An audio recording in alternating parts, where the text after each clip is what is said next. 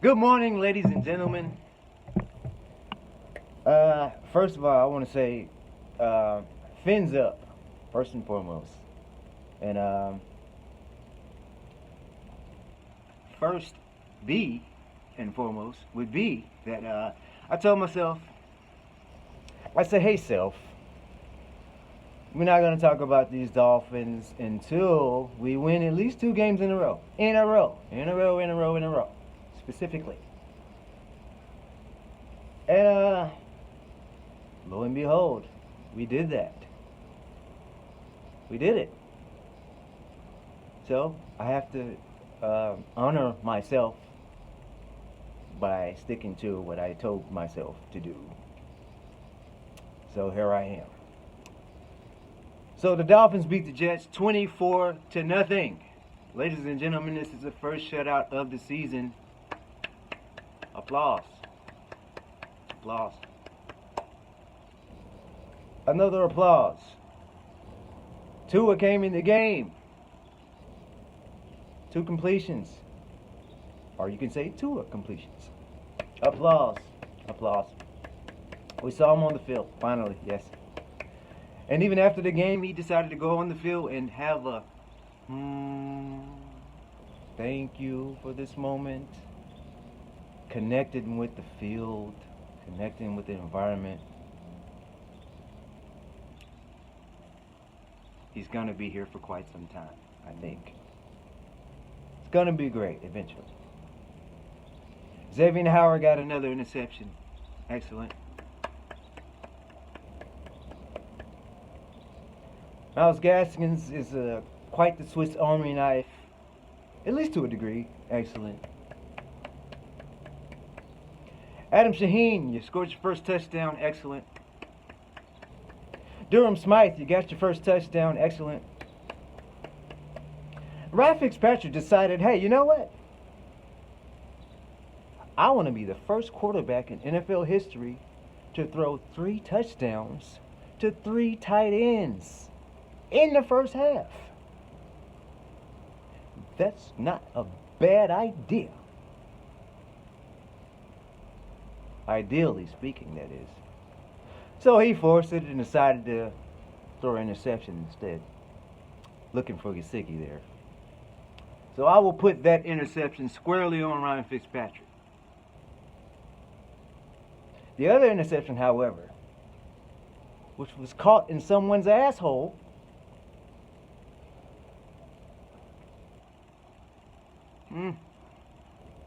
maybe shouldn't have thrown that ball, but the guy made a play with his butt cheeks. That's fine. Sometimes you got to make a play with your ass. I mean, it is what it is. Either way it goes down is Ryan Fitzpatrick throws 3 touchdowns and 2 interceptions. One I would definitely squarely give on him. You shouldn't have tried to force that ball to Gesicki, my guy. And the other guy just made a play on the ball. You got to live with it.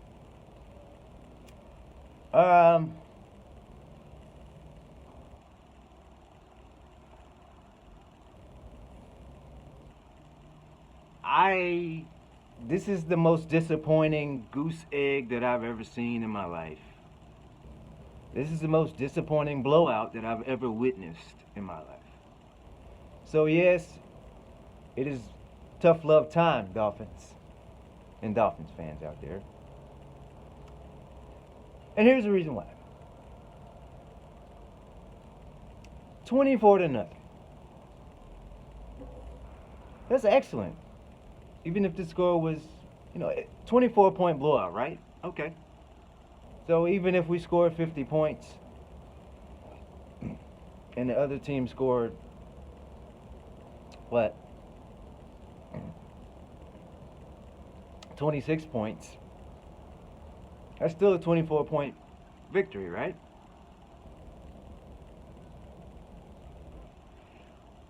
But the thing is, the way we've been playing lately,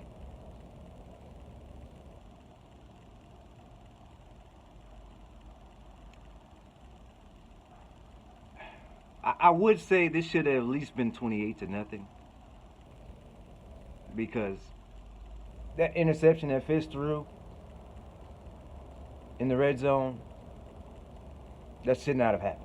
So we should have at least got, well, maybe a field goal out of there, but that should have been a touchdown. Let's be honest about it. So it should have at least been 28-0. However, given the fact that this is the Jets, a winless team, mind you, and we're averaging 27 points a game, we should easily blow them out. Because, mind you,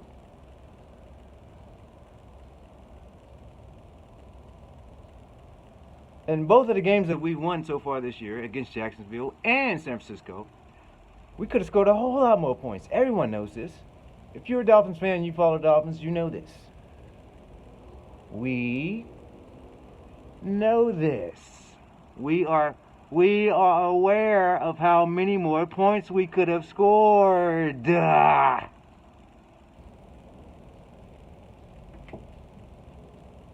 Again, this is tough love time.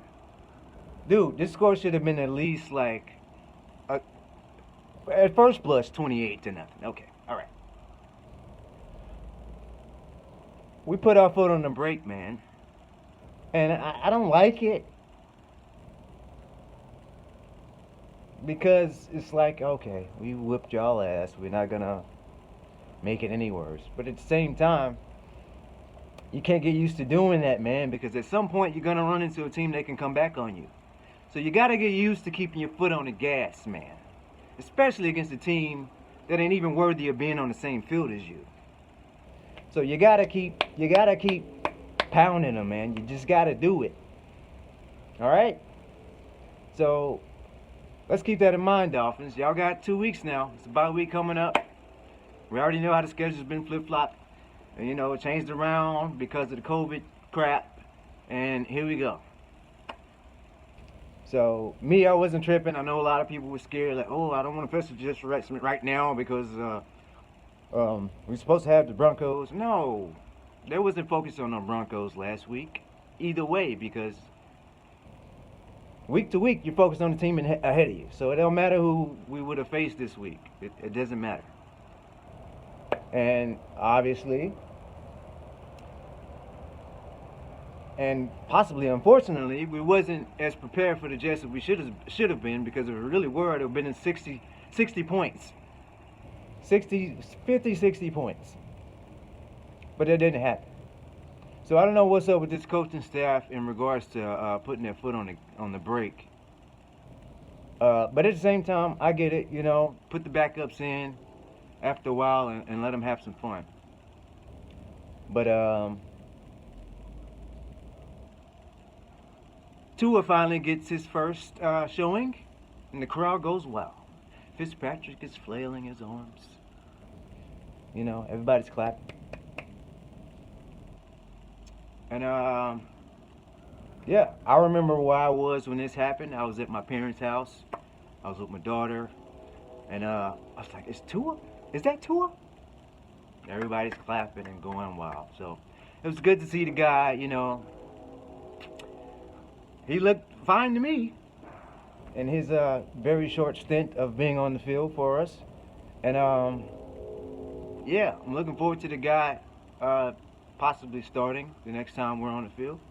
We'll see what happens. I'm sure Flores will give us some ambiguous terms in regards to that in the meantime.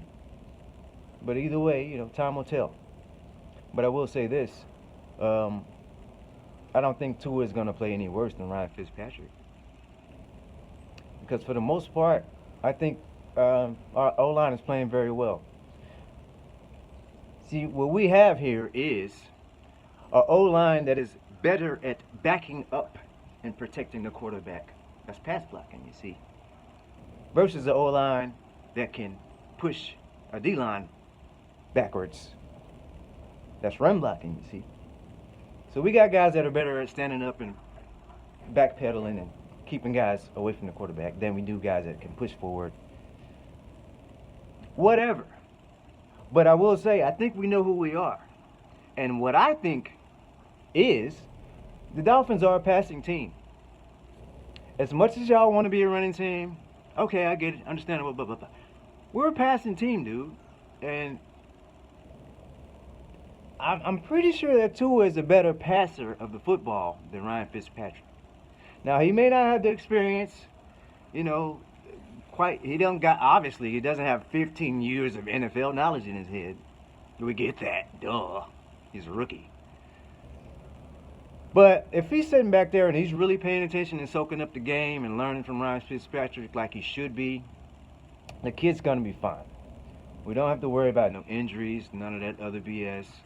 The kid's fine, and I don't have a problem with him starting at all as soon as possible. At this point, at least. Definitely at this point. You already put him in there, Flores. What you waiting for now, man? Because honestly, if you ask me, you should have put him in after halftime.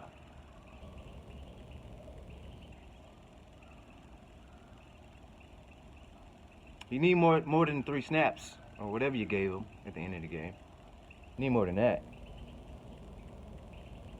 Honestly, I don't think that was the ideal time to put him in the game. Period. I mean, you're back up against your own goal line. I mean, you're. I mean, we know what the score is, but at the same time, you're putting him in the game up with his back against the wall, so to speak.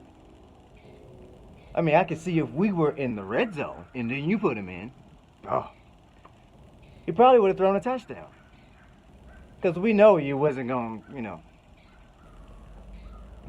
put him in the shotgun and let him air it out with his back up against his own goal line, right? So I do kind of question the method there to a degree. But I don't want to keep this video too long, man. I just want to say fins up, Victory Monday to everyone out there.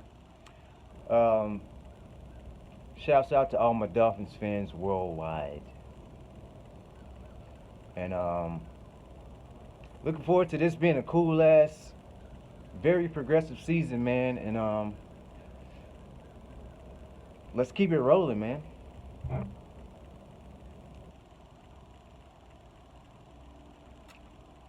Dolphins advocate Mariano here. Just another one. I am an advocate, not the advocate, because everybody watching this shit is an advocate for the Dolphins. We're all advocates. We all like it. We all like this team. We all love this team. We all want this team to do well. So yeah, man. It's looking up so far. I did hear. Maybe not. Let's maybe not end the video just yet, shall we? Because sometimes I like to give some acknowledgement to a lot of the Dolphins cats that I watch out there. So I want to give some shout outs. I think the first guy that I discovered on YouTube, as far as talking about the Dolphins, was some years ago. Maybe like 2000, maybe our playoff season. K Flexin. So shout out to K Flexin. That's the first guy I found on YouTube that was talking about the Dolphins. Shout out K Flexin. K Flexin talks really fast, and he's really funny sometimes. He's a hilarious guy. He gets a little stutter every now and then, but I love you, K Flexin. Shout out to Dudley Do Wrong. Very cool guy, apparently really freaking tall. And lives nowhere near Miami. I kind of don't either at this point. I used to live in Broward County for a little bit. Mostly Orlando in my Florida days, but I'm in Georgia now, back in GA. But anyway, shouts out to TD Fins Talk. I gotta give it to you, man.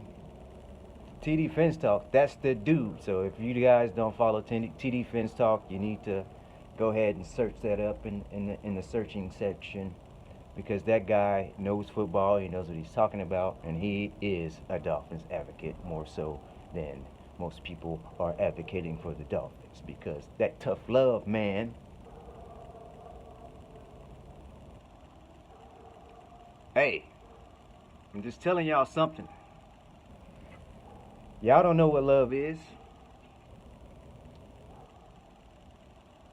If you ain't being honest and you ain't being, hey, if you're not really looking at things from a critical eye, then you ain't really loving. Because love is something that, that's close to perfection right there. And if it ain't some perfection going on, you got to point that out so you can, right your wrongs. Now, we all know that we ain't a perfect team. No team is gonna be perfect. So whatever needs to be fixed needs to be fixed, so we can get to where we need to get. And the simple fact of pointing that out so we can fix it, y'all shouldn't be mad about that. Let it ride, baby. You need a haircut, you need a haircut. You need your beard fixed, you need your beard fixed. It is what it is. Need your clothes clean, you need to wash your clothes, you just need to wash your clothes. It's not hate, baby, it's just letting you know what, hey, you can do that better. And this is how. Show it to you and get it done. If not, then, hey, you gotta live with it. Not me. Yeah? Yo, what else we got? Who else we got out there? Some other people y'all should follow on the Dolphins Talk. Follow Great One Devore, cool guy.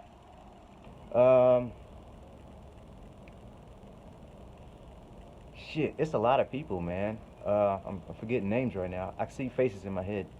I should have wrote this down. But follow me.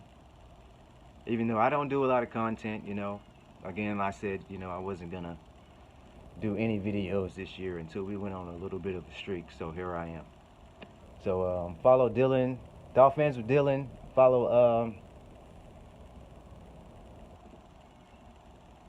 I don't know, maybe I'll put a picture up here. Bing.